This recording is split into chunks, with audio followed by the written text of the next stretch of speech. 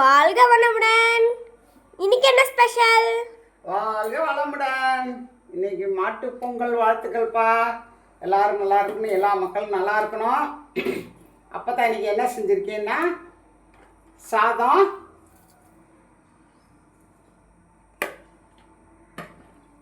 அதுக்கப்புறம் பீன்ஸ் பொரியல்.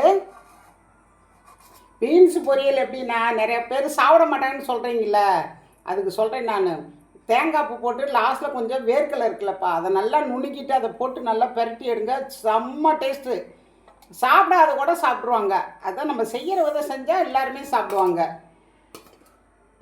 அதுக்கப்புறம் ஒரு ஸ்பெஷல் என்னென்னா சைவ எறா. கிரேவிலாம் உள்ளே போயிடுச்சு. சைவ எறாப்பா, இது ஃபுல்லாக சைவ எறா தான். செம்மையாக வந்திருக்கு. இந்த சைவ எறா சாப்பிட்டீங்கன்னா அந்த எறா கூட மறந்துடுவீங்க. சைவ எறா செம்ம டேஸ்ட்டு. சரியா? எல்லோரும் சாப்பிட்டு பாருங்கள். இது எப்படி செய்கிறதுன்னு மட்டும் நான் சொல்லிடுறேன். ஃபஸ்ட்டு நம்ம வெள்ளை மூக்கல்ல இருக்குல்லப்பா, அதை ஊற வச்சுருங்க. நைட்டே ஊற வச்சுட்டு காலையில் எழுந்து நல்லா மைய அரைச்சி எடுத்து வச்சுங்க. அதுக்கப்புறம் பொட்டுக்கடலை இருக்குல்ல, பொட்டுக்கடலை கொஞ்சம் நுணுக்கி அதில் போட்டு நல்லா பிசைஞ்சு லைட்டாக உப்பு 2 சோம்பு போட்டு நல்லா பிணைஞ்சிட்டு அதை அப்படியே எறா மாதிரி உருட்டிடுங்க. சரியா? எறா மாதிரியே உருட்டிட்டு ஆற வச்சுட்டு அதுக்குள்ளே மசாலா ரெடி பண்ணிக்கலாம். கொஞ்சம் வெங்காயம், ஒரு 2 வெங்காயம், 2 தக்காளி, கொஞ்சம் தேங்காய், அதுக்கப்புறம் அதிலே இஞ்சி, வெள்ளைப்பூடு, கொஞ்சம் கசகசா போடணும். கசகசா இல்லைன்னா முந்திரி 2 போட்டுக்கலாம். இதெல்லாம் போட்டு கொஞ்சம் இது கருவேப்பிலை, கொத்தமல்லிலாம் போட்டு நல்லா மைய அரைச்சிருங்க. அரைச்சி எடுத்து வச்சுங்க. அரைக்கும் போது கூட கொஞ்சம் கறி மசாலாவும், மிளகாத்தூள், கொஞ்சம் வேறு மட்டன் மசாலா எதாக இருந்தாலும் கொஞ்சம் போட்டுங்க. போட்டு நல்லா எல்லாத்தையும் ஒன்றா போட்டு அரைச்சி எடுத்துட்டுங்க. எடுத்துட்டு ஃபஸ்ட்டு என்ன செய்யணும், ஒரு பட்டை போட்டு எண்ணெய் ஊற்றி தாளிச்சிருங்க. தாளிச்சிட்டு இந்த கிரேவி தூக்கி அதில் ஊற்றுங்க. நல்லா சுண்டி வரும்போது அந்த இது இருக்குல்ல,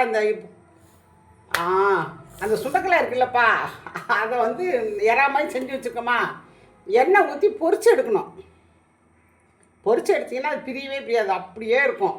பொரிச்சு எடுத்து வச்சுக்கோங்க. இந்த கிரேவி சுண்டி வரும்போது அதையும் போட்டு நல்லா கிளறி ஸ்டவ்வை ஸ்லோவில் வச்சுங்க. வச்சுட்டிங்கன்னா சூப்பராக இறக்கிட்டு கொத்தமல்லி கருவேப்பிலை போட்டு இறக்கிடுங்க.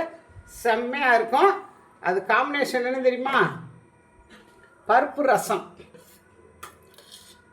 அப்பா ரசம் வேறு லெவலில் இருக்குதுப்பா. சூப்பராக இருக்குது ரசமும். அதுக்கப்புறம் இட்லி, சட்னி. பிடிச்சிருந்தா எல்லோரும் சாப்பிட வாங்கப்பா. லைக் கொடுங்கப்பா, ஷேர் பண்ணுங்கள், சப்ஸ்கிரைப் பண்ணுங்கள். என்னென்னா மக்கள் எல்லாம் பொங்கல்னால யாருமே பார்க்காம கம்மியாக வந்திருக்கு வீடியோஸு. அப்போ அம்மாச்சிக்கு ஆதரவு கொடுங்க தான் நான் சொன்னேன் நான். சரியா?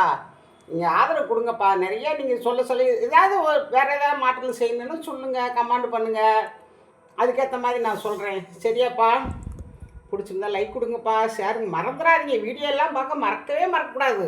காலையில் வச்சு அம்மாச்சி என்ன போட்டிருக்காங்கன்னு தான் பார்க்கணும். சரியா? அதுக்கப்புறம் ஒரு தகவல் என்னென்னா, நான் ஏற்கனவே சொல்லிட்டு வரேன், மீண்டும் உங்களுக்கு சொல்கிறேன். என்ன தகவல்னா, தயவுசெய்து சாயங்காலத்தில் துணி காய போடாதீங்க. மாற்றி நம்மளுக்கு உடம்பு நிலை பாதிக்கும். நான் ஏற்கனவே வீடியோவில் சொல்லியிருக்கேன். சாயங்காலத்தில் நம்ம வீட்டு முன்னால் ஈரத்துணி காஞ்சாவே நம்மளுக்கு உடல்நிலை பாதிச்சுக்கிட்டே இருக்கும். அதே மாதிரி தயவுசெய்து சாப்பாடை விளக்கிட்டு எச்சி பாத்திரமெல்லாம் சமையல் கட்டில் போடாதீங்க. எந்நேரம் வந்தால் தயவுசெய்து விளக்கி வச்சுட்டு படுத்துங்க. மாற்றி நோய் நொடி வரும். சனீஸ்வரன் நம்ம வீட்டுக்குள்ளே தான் உட்காந்துருப்பார். சரியா? அவர் தான் நம்மளுக்கு படி அளக்கிற நீதிமான் தான், அவர் படி அளக்கிறவர். அப்போ அதை போடையில் என்னாங்கன்னா பிரச்சனைகள் நம்மளுக்கு வந்துக்கிட்டே இருக்கும். அதனால தான் நான் சொல்கிறேன், தயவுசெய்து பாத்திரம் இருந்தாலும் கழுவிடுங்க. துணி நைட்டில் ஈர துணி காய போடாதீங்க. மத்தியானம் போட்டு எடுத்து வச்சுருங்க. சரியாப்பா? பிடிச்சிருந்தா லைக் கொடுங்கப்பா, ஷேர் பண்ணுங்கப்பா, சப்ஸ்கிரைப் பண்ணுங்கள். வாழ்க வளமுடன்.